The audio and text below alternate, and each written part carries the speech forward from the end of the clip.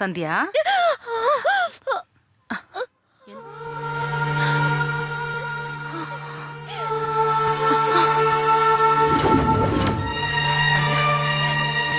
என்னம்மா இது கொடுமை?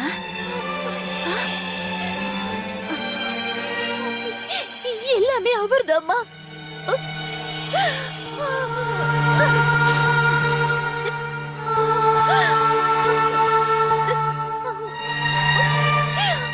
பார்த்திபனா? ஆமாம்மா.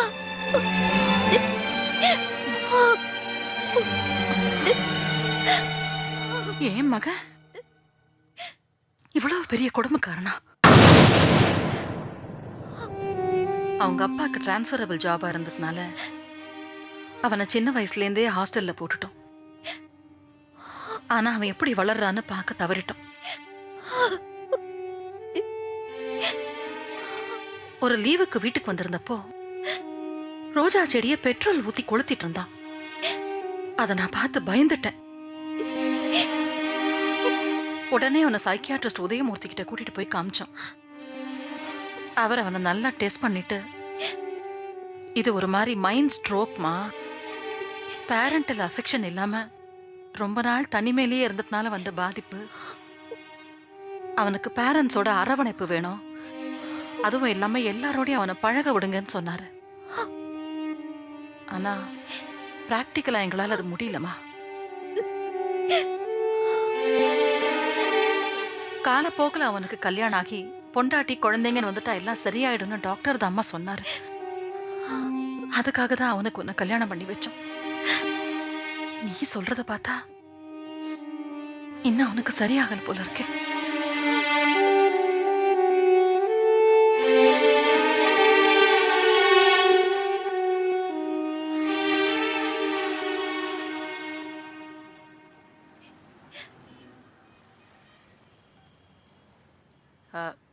வணக்கம் டாக்டர், நான் கலெக்டர் மிஸ்ஸஸ் மீனாட்சி பேசுறேன். வணக்கம்மா, சொல்லுங்க. எந்த ஊர்ல இருக்கீங்க? எப்படி இருக்கீங்க? நாங்க புதுச்சேரியில இருக்கோம். நல்லா இருக்கோம் டாக்டர். டாக்டர், என் பையன் பார்த்திபன் விஷயமா உங்ககிட்ட கொஞ்சம் பர்சனலா பேசணும். அப்படியாம்மா? நான் டெல்லியில இருக்கேன். வரத்துக்கு ஒரு 10 நாள் ஆகும். வந்துட்டு ஃபோன் பண்ணட்டுமா? 10 நாள் ஆகுமா டாக்டர்? ஆமா மிஸ்ஸஸ் மீனாட்சி, நான் வந்த வேலை கொஞ்சம் சீக்கிரம் முடிஞ்சிச்சுன்னா சீக்கிரமா திரும்பிடுவேன். திரும்ப உங்களுக்கு ஃபோன் பண்றேனே. சரிங்க சார்.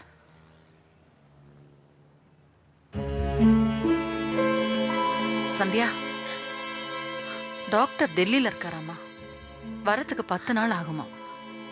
அவர் வந்த உடனே நம்ம பார்த்திபன் அவர்கிட்ட கூட்டிட்டு போயிடலாமா?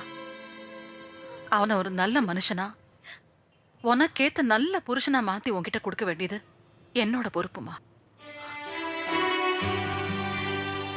அப்புறம் சந்தியா, ஒரு விஷயமா, உன் புருஷன் ஒரு நோயாளின்ற விஷயம் வெளியில யாருக்கும் தெரியக்கூடாதுமா. அப்படி மீறி தெரிஞ்சா என் குடும்ப கௌரவமே பாதிக்கப்படும்மா.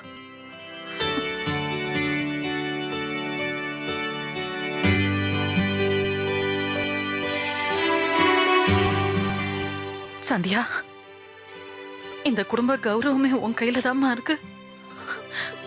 தயவு செஞ்சு இதை வெளியில சொல்லிடாதம்மா. சொல்லுமா, இந்த விஷயத்தை வெளியில சொல்ல மாட்டேன்னு சொல்லு. சந்தியா, சந்தியா, என்ன இது? எனக்கு வேற வழி தெரியலமா. இது உங்க குடும்ப கௌரவம் மட்டும் இல்ல அத்தை, நம்ம குடும்ப கௌரவம். இத போய் நான் எப்படி அத்தை வெளியில சொல்லுவேன்? என்ன மன்னிச்சிருமா. அவ ஒரு மனநோயாளின்னு டாக்டரே சொல்லியிருக்காரு. குணமாயிடும்னு சொன்னாங்களே. எப்படி சந்தியா, ஒரு முறை அது குணமாகாது. உண்மையை உலகத்துக்கு சொல்லு. டைவர்ஸுக்கு அப்ளை பண்ணு. உனக்கு ஒரு நல்ல வாழ்க்கை நான் தரேன்.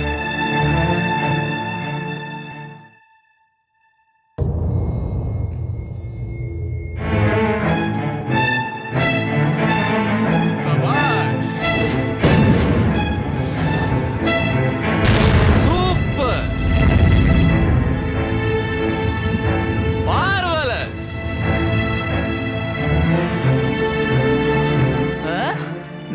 சீனா இருக்கே. எந்த சூழ்நிலையிலையும் நான் செகண்ட் ஹேண்ட் ஆகக்கூடாதுன்னு நான் ரொம்ப கவனமா இருந்தேன். உங்க 2 பேருக்கும் ஆல்ரெடி கனெக்ஷன் இருக்கு. ஆனா காலம் உங்களை டிஸ்கனெக்ஷன் ஆக்கிருச்சு. நான் என்ன அறியாம திரும்ப உங்களுக்கு கனெக்ஷன் கொடுத்திருக்கேன். முட்டாள், முட்டாள், நான் முட்டாள். ஏண்டி செல்லம், உனக்கு எவ்வளவு தைரியம் இருந்தா நீ இவங்கிட்டயே போய் உண்மைய சொல்லி இருப்ப. தப்புமா, பெரிய தப்பு பண்ணிட்ட நீ. உன்ன முதல்ல மனுஷன் நடந்துக்க, இல்லன்னு வச்சுக்க. இல்லனா நான் மிருகமாயிடுவேன்டா.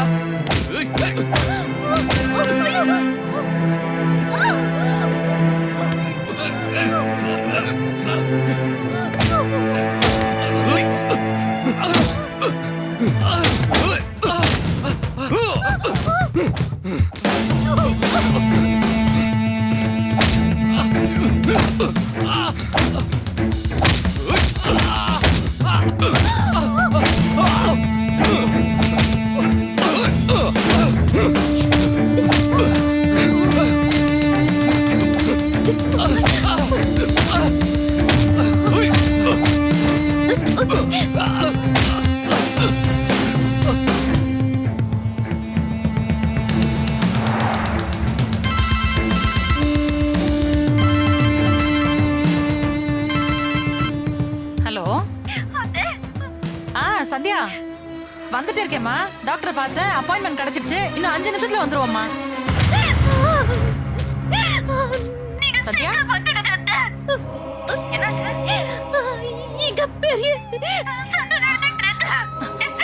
வந்துடுமா? தோ வந்துட்டேன். 5 நிமிஷத்துல அங்க இருப்பேன்.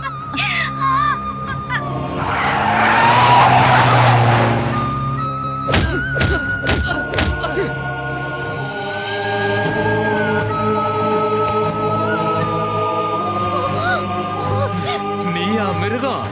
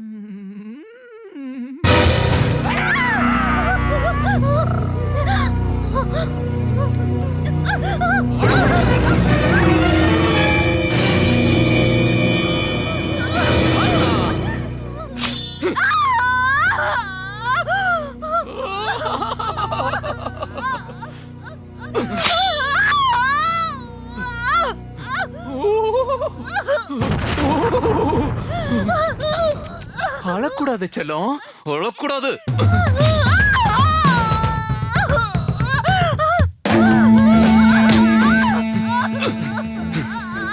எப்படி தப்பிக்க பாக்குறியா நீ?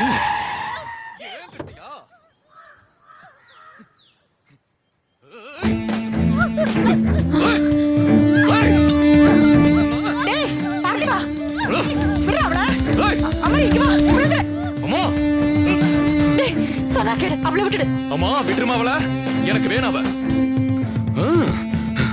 என் அம்மா இல்ல ஆ? நான் உன் மகன் முதல்ல இல்ல? மனுஷனா நடந்துக்கோ, அப்புறம் தான் மகள்லாம். அவளை நம்புற என்ன நம்ப மாட்டியா?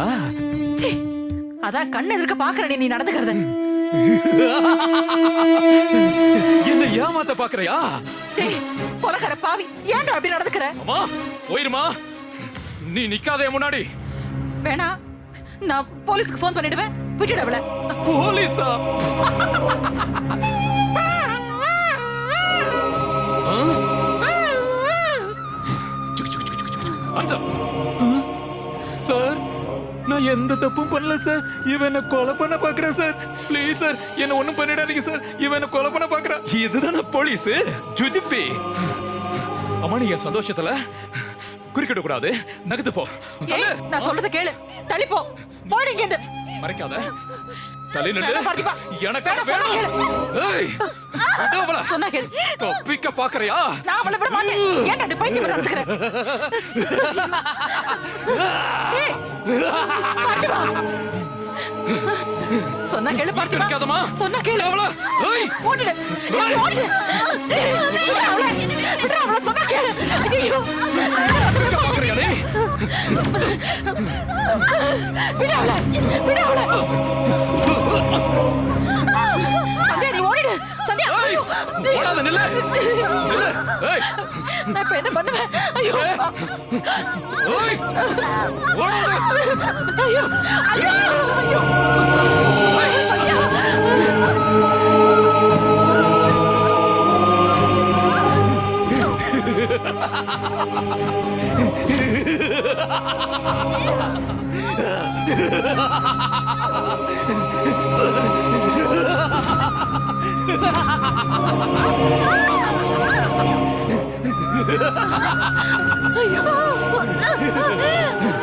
பார்த்திபா, விடு அவளை.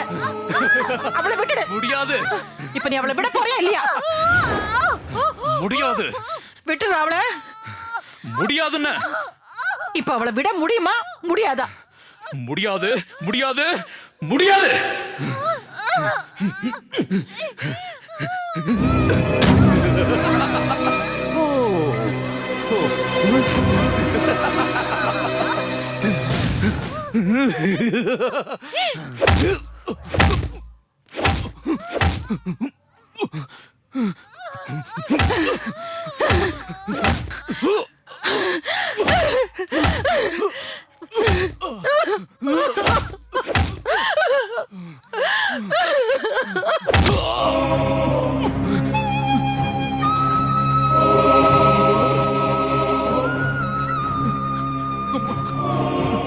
நீ கொஞ்சி பார்த்திருக்கமா? நீ கோபப்பட்டு இப்பதாமா பாக்குற.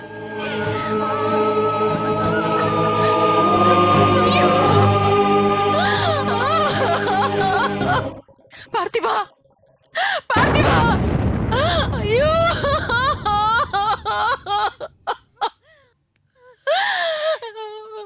பார்த்திபா. ஐயோ. பார்த்திபா. பார்த்திபா. ஐயோ, என் புள்ளைய நானே கொண்டுட்டேனே. புள்ளை இல்லைன்னு எவ்வளவு கோயிலுக்கு போயிருப்பேன், எவ்வளவு ஜோசியம் பார்த்திருப்பேன். இவனுக்காக நான் பார்க்காத வைத்தியம் கிடையாது, செய்யாத பரிகாரம் கிடையாது. அப்படி தவம் இருந்து பெத்த புள்ள இப்படி மிருகமாயிட்டானே, இப்படி மிருகமாயிட்டானே. பார்த்திபா, பார்த்திபா, பார்த்திபா. புள்ளைய பெத்துட்டா மட்டும் போறாது, அவனை நல்லா வளர்க்கணும்பா. அவன் இந்த அளவு மனநோயாளியா மாறினதுக்கு இந்த பாவியா ஒரு காரணம். அவன் நல்லா படிக்கிறானா, நல்ல மார்க் வாங்குறானான்னு மட்டும்தான் பார்த்தோம். அவன் மன வளர்ச்சி என்ன கவனிக்க தவறிட்டான்.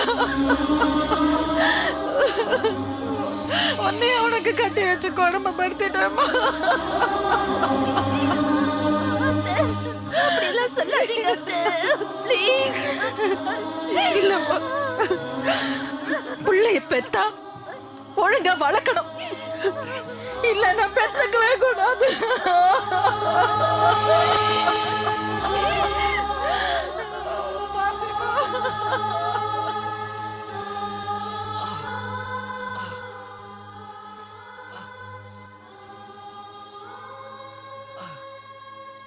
சந்தியா, சந்தியா,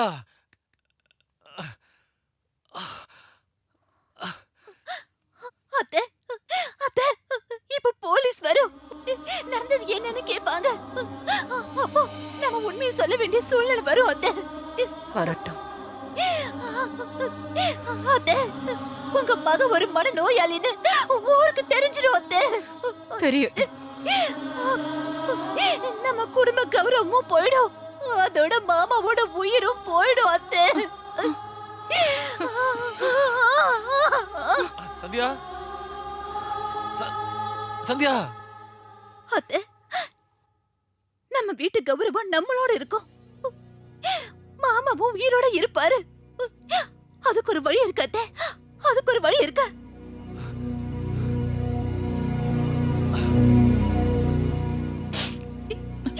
நீ என்ன சொன்னாலும் கேக்குற. சரவணா, நீங்க அத்தையை கூப்பிட்டு கார்ல கிளம்புங்க. மத்ததெல்லாம் நான் பாத்துக்கிறேன். சந்தியா, தயவு செஞ்சு நீங்க எதுவும் சொல்லாதீங்க. ப்ளீஸ் முதல்ல கிளம்புங்க. அத்தை கிளம்புங்க அத்தை. அத்தை கிளம்புங்க அத்தை. கிளம்புங்க அத்தை. போங்க.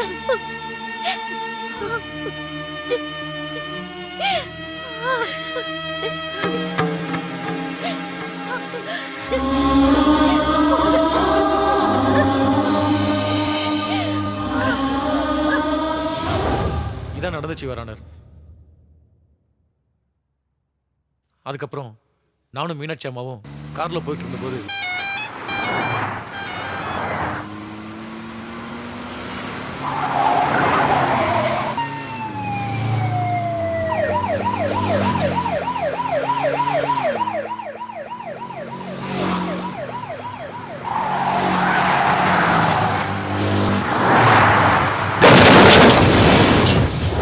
ஆக்சிடென்ட் ஆயிடுச்சு. மீனாட்சி அம்மா கோமா ஸ்டேஜுக்கு போயிட்டாங்க. எனக்கு நினைவு திரும்பினதும் தகவல் கிடைச்சது. நடந்த உண்மையெல்லாம் கோர்ட்ல சொல்லலான்னு நல்ல எண்ணத்தோட வந்த யுவர் ஆனர்.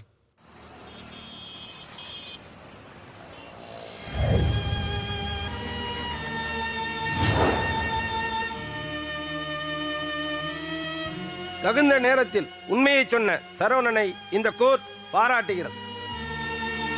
குடும்ப கௌரவத்தை காப்பாற்ற வேண்டும் என்ற நோக்கத்தோடு தவறான தகவலை சொன்ன சந்தியாவை இந்த கோர்ட் கண்டிக்கிறது. இருப்பினும் அவர் வயது, அவர் வாழ்ந்த சூழ்நிலை கருதி இந்த கோர்ட் அவரை மன்னிக்கிறது. கொலை குற்றம் சாட்டப்பட்டுள்ள சந்தியா குற்றவாளி அல்ல, நிரபராதி என்று தீர்ப்பளித்து விடுதலை செய்கிறேன். இந்த வழக்கில் சம்பந்தப்பட்டுள்ள மீனாட்சி அம்மாள் உடல்நிலை சரியில்லாத காரணத்தினால் அவர் உடல்நிலை சரியாகும் வரை இந்த வழக்கை ஒத்தி வைக்கிறேன்.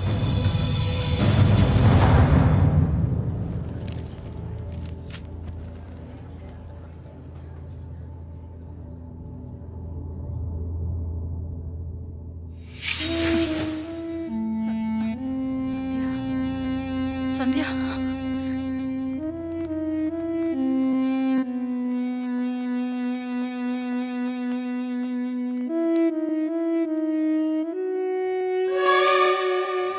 சந்தியா வா போவோம், வா. ஒரு நிமிஷம். ஹலோ சரவணன், நீங்க அட்மிட் பண்ண பேஷண்ட்டுக்கு நினைவு திரும்பிடுச்சு. அப்படியா? இதோ கிளம்பிட்டேன் சார், இமிடியேட்டா வந்துடுறேன். உங்க அத்தைக்கு நினைவு திரும்பிடுச்சான், வா போய் பார்க்கலாம், வா. வாங்க போலாம்.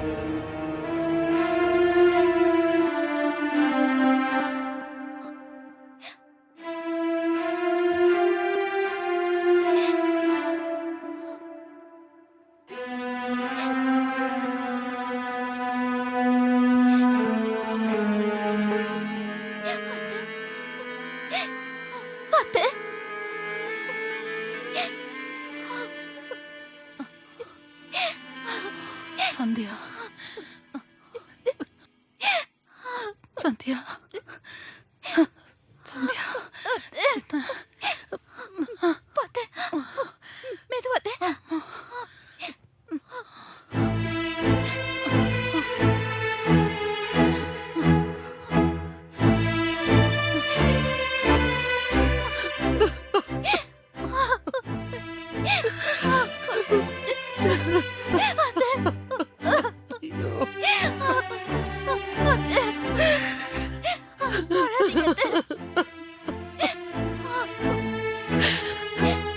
சத்யா, நீ என்னால உன் வாழ்க்கையில நிறைய கஷ்டத்தை அனுபவிச்சுட்ட. இனிமே உன் வாழ்க்கையில கஷ்டங்கிறதே இருக்கக்கூடாது.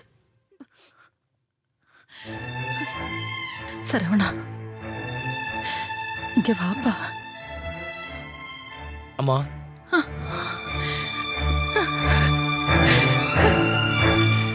இவனை என்னோட புள்ளதாம்மா, என்னோட புள்ளதான்.